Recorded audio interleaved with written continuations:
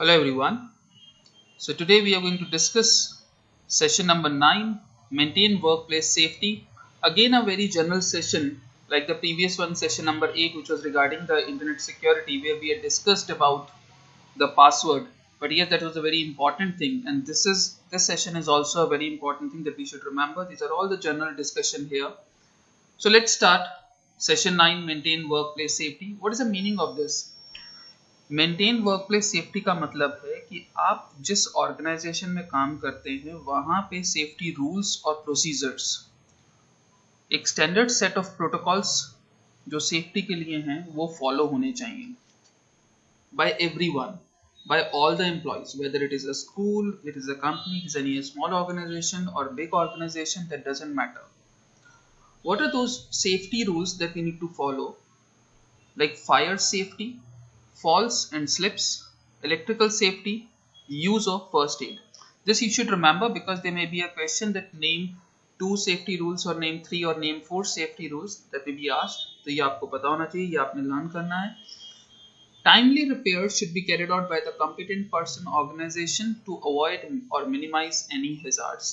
This is a simple thing कि हम घर में भी अपने अगर कोई चीज़ खराब होती है या हमें लग रहा है कि यहाँ पे इलेक्ट्रिकल कुछ करंट सा आ रहा है, तो अभी ask, we will call electrician कि भैया आके इसको ठीक कर दीजिए.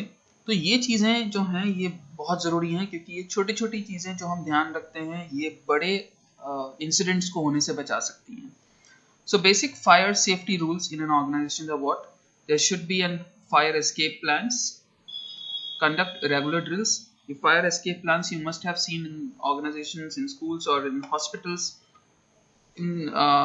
You must have seen this fire escape plans लगाया जाता है कि exit कहाँ से है, entry कहाँ से, emergency exit कहाँ से है. Smoke alarms must be placed. Keep workplace a no smoking zone.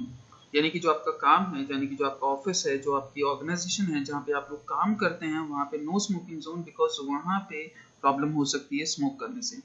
Maintenance of safety equipment must be taken care of regularly. जो भी हमारे सेफ्टी डिवाइसेस हैं, चाहे वो फायर एक्सटिंग्विशर्स हैं या कोई और सेफ्टी डिवाइसेस हैं, वो हमारे रेगुलरली मेंटेन होने चाहिए, चेक होने चाहिए कि कहीं वो एक्सपायर्ड तो नहीं है या वो वर्क कर रहे भी हैं या नहीं कर रहे हैं. This all we need to check. So these all are the things we need to take. Now the falls and slip safety rules: keep the moving area clean and clutter free. Then definitely where you are moving in an office or in a corridor, that should be clean. Workplace must be proper ventilated so that की proper light आ सके, हवा आ सके. So वो जहाँ पे भी light आएगी वहाँ पे उतने germs वगैरह इतने नहीं होंगे. Wear non-slippery footwear. That whatever the footwear you're wearing, that should be non-slippery. Floor must be clean and dry. कि जो ज़मीन है वो आपकी ड्राई होनी चाहिए. अगर कहीं पे मॉपिंग हुई है तो there should be a proper signing board कि फ्लोर इज ड्राई. जैसे you must have seen in the McDonald's और any other office, you must have seen कि वो बोर्ड लगा देते हैं जहाँ से पता चल जाता है कि यहाँ पे फ्लोर गीला है, वेट है, and we should walk carefully. Oil spills dust must be immediately clean. जहाँ पे भी तेल गिरता है या कोई डस्ट है या पाउडर है, ऐसी चीज़ें अगर कहीं पे गिरती हैं तो वो इमीडिएटली क्लीन होनी चाहिए, बिकॉज ये बहुत जल्दी स्लिप करती हैं. सो ये 3-4 पॉइंट्स आपको जरूर लर्न क्या करना है. Basically you have to understand this so that you can write in your own words. There is nothing to be learn. We can say that कि क्रैमिंग वाला पार्ट नहीं है, लर्न वाला पार्ट नहीं. It's a very general things that we should remember. Now the electrical safety rules. We must take appropriate measure to ensure safety from electrical devices at home. हम घर पे भी ध्यान रखते हैं और वर्क प्लेस पे भी ध्यान रखना चाहिए. Following are the measures we should take care. What are the measures we should take care? Electrical equipment should be approved by recognized organization. कि जो भी electrical equipment, अगर कोई डेयरी प्लांट है, अगर कोई मैन्युफैक्चरिंग प्लांट है, तो वहाँ पे जो भी आप इलेक्ट्रिकल इक्विपमेंट यूज कर रहे हैं, that should be approved by a recognized organization. ऐसा नहीं कि कोई भी आपने सामान लिया और उसे यूज करना शुरू कर दिया. मशीन्स होती हैं, बहुत बड़ी बड़ी मशीन्स होती हैं, that should be properly checked. Workers should be trained to handle the electric equipment. जो भी उसे यूज कर रहे हैं वो ट्रेंड होने चाहिए. अनट्रेंड लोगों को यूज ना करने दें. Damaged and hazards electrical equipment should B immediately replaced. कोई भी अगर थोड़ा सा भी डैमेज है या हैजार्डस इलेक्ट्रिकल इक्विपमेंट है तो उसे रिप्लेस कर देना चाहिए. Heat emitting equipment should be kept away. Take care that the outlet circuit should not be overloaded. कि जो सर्किट्स हैं, इलेक्ट्रिकल सर्किट्स हैं, वो ओवरलोडेड ना हो.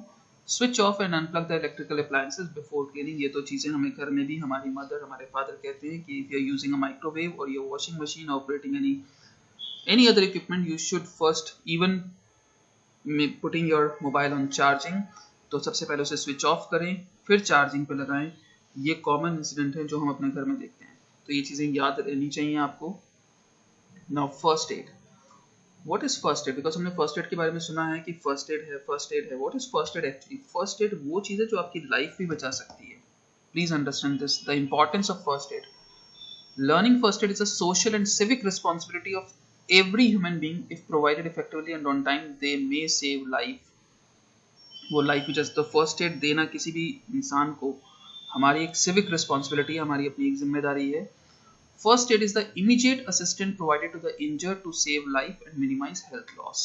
फर्स्ट एड वो असिस्टेंस है जो हम सबसे पहले किसी एक इंजर्ड या चोटल, जिसे चोट लगी हुई है या किसी को नुकसान पहुंचा है, उसकी हेल्थ खराब हुई है, उसको हम देते हैं जिससे कि उसकी जान या उसके कम नुकसान हो सके। Every organization must have the basic first aid kit. हर एक ऑर्गेनाइजेशन के पास होनी चाहिए। Some rules are assure the injured to remain calm, not to panic. जिसे भी चोट लगी है उसे कोशिश करें कि वो काम रहे, कोई पैनिक यानी कि कोई शोर ना हो वहाँ पे। Keep them warm if they are under shock. Do not move the victim in case of back or neck injury. ये चीज़ ज़रूर पता होनी चाहिए आपको। It's a very general thing that if you are having a problem in the backache or the neck, then you should not move the victim. यानी कि जिसे चोट लगी है उसे उठाए नहीं, उसे अगर उठाना है तो बहुत केयरफुली उठाना पड़ता है, एक फ्लैट बेड की तरह लेकर। Then only we can work on this face first aid rules. A worker may face occupational hazards at workplace. आपने जरूर सुना होगा, इवन मूवीज में भी देखा होगा कि कई बार काम करते हुए इंसान को चोट लग जाती है, वर्कर्स को चोट लग जाती है। Like peoples working in a chemical factory में अफेक्ट, उसमें केमिकल गिर गया या उनके ऊपर केमिकल से हाथ जल गई या कोई चीज़ ऐसी बर्न हो गई, तो ये चीज़ें ज़रूर आपने देखी या सुनी होंगी। सो कॉमन ऑक्यूपेशनल हैजार्ड्स कौन कौन से हैं? फिजिकल हैजार्ड्स हैं, chemical hazards, biological, behavioural, radiological और एर्गोनॉमिक हैजार्ड्स। तो यहाँ पे कुछ केस स्टडीज हैं, वो केस स्टडीज हमें लर्न नहीं करनी, but just for a general things you can read this कि कैसे हम इन चीज़ों से बच सकते हैं। हम छोटी छोटी सावधानियां अगर हम बरतेंगे, अगर हम छोटी सावधानी का ध्यान रखेंगे, बातों का ध्यान रखेंगे, तो हम इस तरह से अपनी जान भी बचा सकते हैं। क्योंकि छोटी छोटी अगर हमारी जो ध्यान है वो अगर भटकता है तो हम कैसे अपना नुकसान कर सकते हैं, किसी और का नुकसान कर सकते हैं। यानी कि अगर आपने देखा है कि कहीं पे वायर, एक पार्क में वायर है और वो मान लीजिए अनकवर्ड है और उसमें से करंट फ्लो कर रहा है and somebody is giving watering, कोई माली है जो पानी दे रहा है, तो आपको पता है कि जैसे ही वो पानी देगा उसको करंट लग सकता है, तो इट्स योर रिस्पॉन्सिबिलिटी कि आप उसको रोकें कि यहाँ पे करंट है, यहाँ पे पानी ना दीजिए। तो इस तरह से हमें अवेयर रहना चाहिए, सिर्फ अपने लिए नहीं, दूसरों के लिए भी। ये कुछ केस स्टडीज हैं जिसे आप ध्यान से पढ़ेंगे तो समझ में आ जाएंगे। जैसे कि यहाँ पे वो एक गार्डनर की कहानी कही गई है। यहाँ पे रामदीन जो कि फ्रॉम पास्ट 2 years वो केमिकल फैक्ट्री में काम करता था, उसने किसी एक अप्लायंस की जो नोजल है वो अच्छे से बंद नहीं करा, उसका कैप अच्छे से नहीं लगाया, जिससे कि उसी के ऊपर वो केमिकल गिर गया जब वो उसे उठाने लगा और उसकी जो बॉडी है वो बर्न हो गई। सो wire should be inspected regularly, otherwise the damaged insulated wire should have been changed or replaced immediately. then यहाँ पे एक ड्यू टू फायर है जहाँ पे स्टोर कीपर जो है वो अपना सामान पीछे बैक साइड में रखता था, लेकिन वहाँ पे उसने क्लीनिंग नहीं करी और वहाँ पे वही शॉपकीपर्स के जो पर्सन थे, जो काम करते थे, जो लेबर क्लास थी, जो वहाँ पे काम वर्कर्स थे, वो उन्होंने वहाँ पे स्मोकिंग करते थे और वहीं पे जली हुई सिगरेट वहाँ पे उन्होंने रख दी, जिससे कि वो गार्बेज में सारी आग लग गई। So कुछ केस स्टडी है, this is not important, but yes we should be very careful about such incidents. Enlist any 3 basic safety rules to follow at workplace. वो कौन से थे? Fire safety, falls and slip, electrical safety. Give any 2 basic safety rules for ensuring fall and slip की जो आपके जो जहाँ पे भी ऑयल गिरा है, स्पिल हुआ है या पाउडर जहाँ पे स्पिल हुआ है, वो चीज़ें जल्दी से क्लीन होनी चाहिए। प्रॉपर साइनेज बोर्ड होना चाहिए if the floor is wet. हमें स्लिपरी फुटवियर नहीं पहनने चाहिए। All these are things, these are general things. It's not कि मैंने आपको पढ़ाया तो आप ही आंसर दे पाएंगे। अगर हम किसी से भी आंसर पूछेंगे तो शायद वो आंसर कर पाएगा जिसने ये चैप्टर पढ़ा या नहीं पढ़ा, doesn't matter. Given 2 electrical safety rules, explain any 2 first aid rules कौन से हैं कि जो विक्टिम है उसे पैनिक ना होने दें। उसे काम करने की कोशिश करें, और अगर नेक या बैक में अगर चोट है तो उसे जरूर मूव ना करें। अगर मूव करना है तो एक फ्लैट बेड का यूज़ करके और बहुत आराम से उसको मूव करें। ऑक्यूपेशनल हैजार्ड्स और list 3 types of occupational hazard, ये भी हमने पढ़ चुके हैं कि ऑक्यूपेशनल हैजार्ड यानी कि वो चीज़ें जो हम यहाँ पे हम काम करते हैं ऑक्यूपेशन की वजह से, मेरी ऑक्यूपेशन की वजह से अगर मुझे कोई नुकसान होता है तो वो ऑक्यूपेशनल हैजार्ड की कैटेगरी में आता है। So I hope that this topic will be clear to you along with the assessment. If you feel that there is something that you need to revise or you need I have not explained well और आपको और अच्छे समझना है, नहीं समझ में आया तो ज़रूर कमेंट बॉक्स में लिखें so that कि I can explain that in the next video. So please feel free to write in the comment box. Thank you.